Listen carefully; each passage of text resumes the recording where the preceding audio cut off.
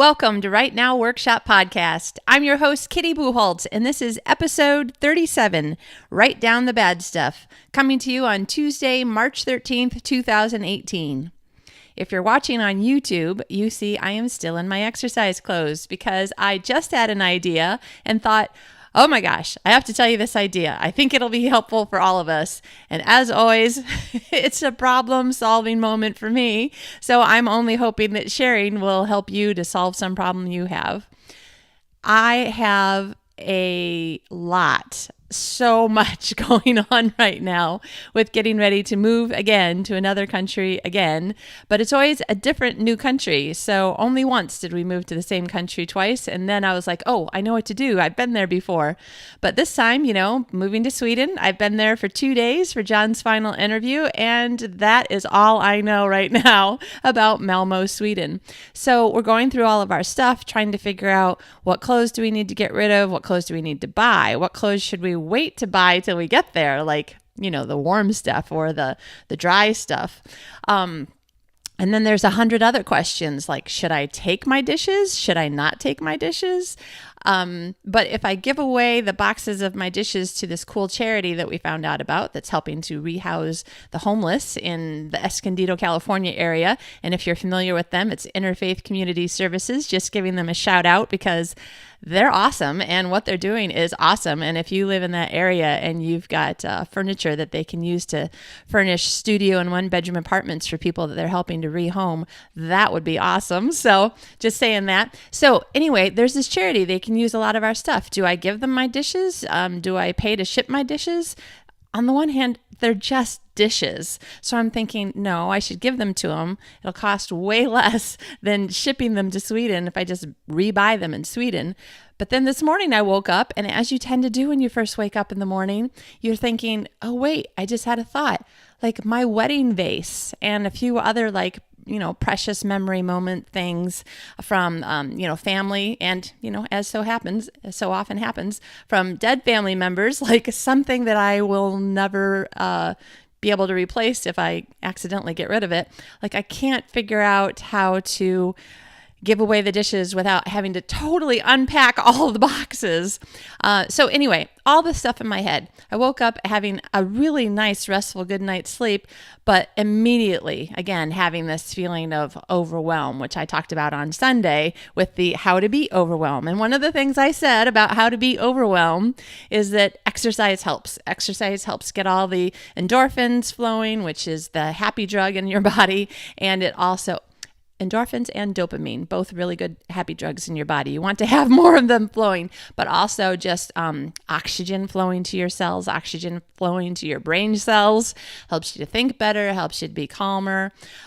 So I went for a walk, even though I was like, I have so much to do. And on the walk, I was thinking about all the things that were really overwhelming, like my new problem from yesterday, which was I think the roof in one of our storage units is leaking, and it's raining for one of the only times in Southern California.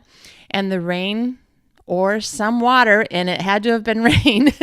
In Southern California, you don't know if your roof leaks for months and months and months until the one day that it rains.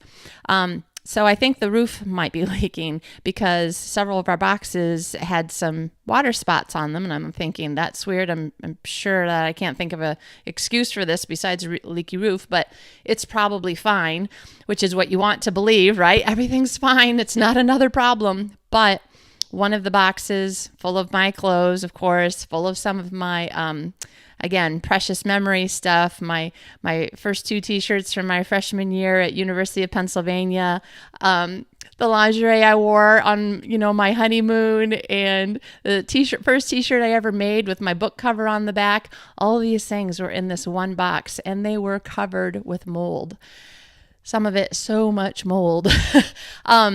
So first of all, ew. Second of all, oh my gosh, I have to throw away all this stuff. Third of all, oh my gosh, is there a bigger problem? Like how much else might be ruined in there? And if nothing else is ruined, but there's a problem with rain or whatever over the next few months while I'm away, what happens if things start getting ruined and I don't know about it, and I come back and now it's not only ruined, but I also have to figure out like how to dispose of it.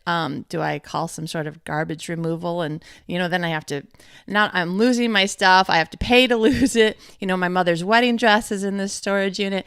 Now I'm just so stressed out. I really needed a walk, as you can imagine. So I'm walking, and I can't come up with really any answers to any of my problems, except for that once more, I was able to just eventually, like it took me about probably 30 minutes into the walk where I was finally able to go, okay, you know what, God?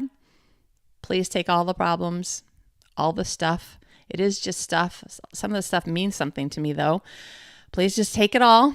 And whatever you give back to me as something where this is stuff that you get to keep, nothing's going to get ruined, it'll be fine, versus, yep, you're just going to have to like learn a lesson in patience and knowing that things are just material things. If, something else he allows to be ruined or whatever.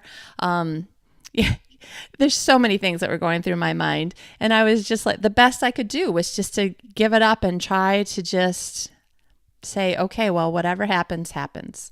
I'll do the best I can, and then I'll just have to deal with the rest of it. And so now, it's 35 or 40 minutes into the walk, and I'm thinking, okay, and I need to think of a podcast episode today too. No pressure on that. Oh, you know what? I should just write about some of these characters. And then of course, you get this good thing going where all of a sudden you're like, there are a lot of people that I know that hate to do bad things to their characters. They don't want to hurt them. They don't want to make them suffer too much. I'll just make them suffer a little. But that some of our favorite books, the characters really get thrown into the worst situations. John and I just finished a series on Netflix called Wallander about a detective in Sweden, which of course we had to watch this series, but also it's Kenneth Branagh. Who would not want to watch Kenneth Branagh act? And I think, based on having watched the entire 4 seasons, which is 3 more or less 90-minute episodes, I think it's sort of the way that the BBC does the Sherlock Holmes episodes. It's 3 more or less 1.5 hour, more or less movies as episodes per season. And so there were 12 of these 4 seasons. And everyone has a title that I think refers to the book it was based on. So my guess is this author, whose name I'm sorry I can't remember, who wrote this series about a character whose last name is Wallander, Kurt Wallander, I think. Every episode, of course, something bad happens. He's a detective. He's a homicide detective for some of the things that he's working on. And I'm thinking, this poor guy, he never catches a break. And then something worse happens in the next episode, and then something else, and something in his personal life, and then something else goes bad in his personal life. And then you get near the end of the 4th series, and I'm not going to tell you everything because I want you to be surprised, because I think you should go watch this show because it's just cool. But then, he has a medical diagnosis, and you're like, oh my gosh, like, does this author just hate this character? And then, circling back around to this morning, I was like, you know what? I can put all of these things that are happening, good and bad, in my characters' lives. I can have one of my characters have something precious to them. Maybe their mother's wedding dress gets totally ruined by mold in a place where they think that it was going to be safe, and then it wasn't safe. I could have something else happen, like somebody help them move stuff, and a box got left behind somehow, and it's the box that has the precious blah, blah, blah.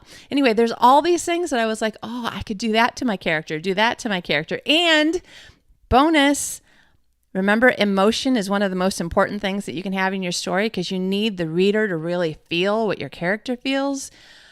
It occurred to me that I could start a new document in the same way that I do, say, a story Bible or whatever. And it's the bad stuff document. And I'm thinking it could actually be called the bad stuff. It could be a journal or a file. Or, depending on what kind of language you like to use, you could use a worse word. I was thinking of some other words like SH exclamation point T, stuff happens, this kind of thing. And then I was thinking about, how would you find all this information? It'll be like a journal. It'll be like, just here are all my bad feelings, or here are all my good things. And I'm thinking, no, so this is what we should do. We should create some sort of document or, journal or something like that. You could use Word, you could use Scrivener. And then for sometimes when something's actually happening, we're going to write these things down. Other times we're just going to be thinking about, I need to think of more bad things that I can do to my character, or more just annoying things that I can do to my character, or good little things that I could do. And we can start kind of creating a bullet point document that wedding dress ruined by mold. We don't have to write sentences and paragraphs about it. And then we can make sure that you put emotions, and then, for instance, with this box from yesterday, first I was just shocked. And then I was like, no, there must be something salvageable at the bottom. So there's a little bit of hope. And then, you kind of, the whole 5 stages of grief works pretty much for any kind of little grief or big grief that you can use. Then, I had some moments of being angry, and then I was angry at the storage unit place, that how could they, let this stuff happen to my stuff. But I'm like, well, it's not really their fault. They'll find out the roof leaks, and then they'll fix it, and hopefully it won't happen again, and then there's, all these other feelings. You can basically just start listing out, try to remember it when you can, what feeling happened first. And honestly, using the 5 stages of grief is always a good way to try to figure out probably some of the right order that your character would probably feel different things. Anyway, so you're going to have some keywords for emotions. Actually, I was thinking another little section underneath of it would actually just say keywords : and then you could put, loss of material item, wedding dress, anger, a couple of the other emotions, that this particular event might inspire. Or it could be like going to a wedding, maybe your best friend's wedding before you got married. And what were some of the key things that happened? What were some of the key emotions, and in what order? And then you can have a keyword section so that then you can search this document on keyword and find things that you can have done to your character. So I think my characters are going to have a whole lot more bad things happen to them, because darn it, if bad things are going to happen to me, I'm going to pass them on to my characters. And I know all the emotions that I felt when these things happened, all the good things, all the bad things. There's still a lot of just feeling not really numb, not really disbelief. And that's the thing, is that I can't quite figure out what I feel about this whole idea. Like, we're moving to Sweden. It just seems, I kind of feel like saying the word unbelievable, but I'm like, well, no, it's believable. Wow. Like, I'm still in this phase of, wow, I sort of can't believe it's happening.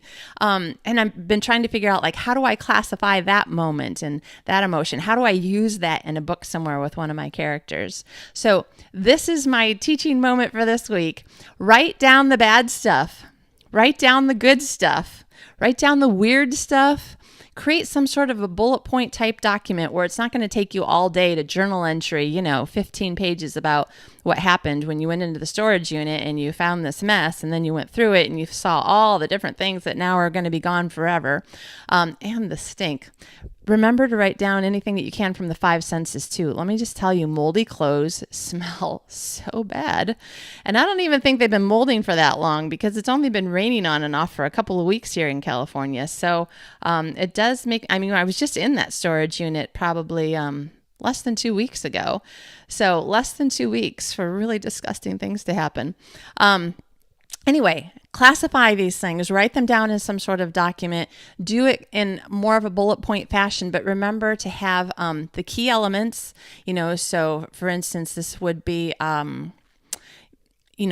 clothing got wet in storage unit, a whole box thrown out because of mold, worried about wedding dress and sleep number bed. Those are the things that happened to me. Like, what should I get rid of my sleep number bed? Would it be better to try to sell it for $20 or somehow give it away on Craigslist or something, rather than come back, find that it's covered in mold after 9 months, and then have to figure out, like, do I need to call hazmat people to come and pick it up? There's just so many things going through my head. And of course, we writers, we have such an imagination, which isn't always a good thing. But if we can write down all these feelings, the fears, the curiosities, the I wonder, the what ifs, in some sort of way that we can then search the document for it. And again, keywords and emotions and the change of emotions as you went through whatever it was that happened. And then you can also write down, got from the beginning to the end of this emotion list in a day, in a year, in 2 months it took me to get over it or whatever. I'm very excited about this idea. So I hope that it helps you. I'm pretty sure it's going to help me. It at least is making me feel a little bit better about, this horrible thing that happened yesterday. I did keep from crying. I had moments where I was like, just let yourself cry. And then I'm like, okay, it might be some of my most favorite things in the world, a few of my most expensive things that I own clothing wise. But honestly, it's still just stuff. It's one box. I have to tell myself it doesn't matter because in the end, it doesn't. We just have to remember that. And if we can help our characters to get to that point, see, now we're also talking about character growth, a changing character arc. And this is the sort of thing that you need, particularly if you're writing a series that's based around the same character. Like my superhero series, Tori is pretty much the main character all the way through the whole series. Whereas in my Loon Lake series, each different book has a different hero and heroine in it because they all like know each other. They live in the same town. Some of them are related or whatever, but really it's a series based around people who live in this little town, which means that every character in each of those books can have a full character arc. They can really have an aha moment and have a change in their lives that makes the reader feel like, oh, that was, emotionally cathartic or emotionally satisfying because, oh yeah, I'm so glad that she came to that realization and, life changed for her in a good way in the end. But when you have a series character who's a single character, again, like this Wallander TV show, I don't know. I don't know if it's an actual TV show. It's on Netflix though. So for instance, Tori, she needs to have a small but interesting, dramatic, and emotional character arc in each book, but she can't change wildly from one book to the next because not unless I think she had an awful lot of really big problems that I don't know that I could solve for her. But see, these are the little things that we can help our characters go through. Like, can you get to the point where you can let go of the emotional attachments to material things? That is a big thing, but in the course of your life, it's not like getting married or divorced or having someone dying, but it's still an emotional arc that can really make an interesting change in your character while they're doing something else, like chasing murderers or whatever it is that they do. Okay, I hope this has been interesting. I hope it's got your mind whirling with creative ideas. Please go find a place that you're going to start this document. Word would work great. And I hardly ever say Word would work great for things because it can be so hard to find things in Word when you're trying to do a search versus in Scrivener, you can have a whole bunch of things listed on the side, different mini documents, so that you can keep track of what's in there. But if you use keywords, and literally write the word keywords, at the bottom of each of these bullet point areas that we're talking about that you're writing down. Then when you search on keyword, and if you can try to use, a lot of the same keywords so that Word can actually do a find and find everything for you, then I think Word still would be a great place to do it. Also, just a regular plain old journal. I like just plain old paper journals. Whatever it is that you want to use to write it down, start writing things down. Start writing things down as much as you can as they're happening. Things that are happening with family, kids, relationships, little things, big things, so that you can think, that's how my character is going to feel. Or that's the bad thing I can put my character through. And I'm okay having something bad happen to them. Some of us are just too nice to our characters. We need to do a little bit more bad things to them. But if we can take from our own experiences, then we can feel like, hey, I had to go through it. You have to go through it. So there, just, chin up. And that's another thing. How are other people reacting to the way your character's reacting? Are they saying, suck it up, rub some salt in it? Because that's some people's reaction. Are they crying with your character when your character cries? Angry with your character when your character's angry? That's a very common reaction for female best friends.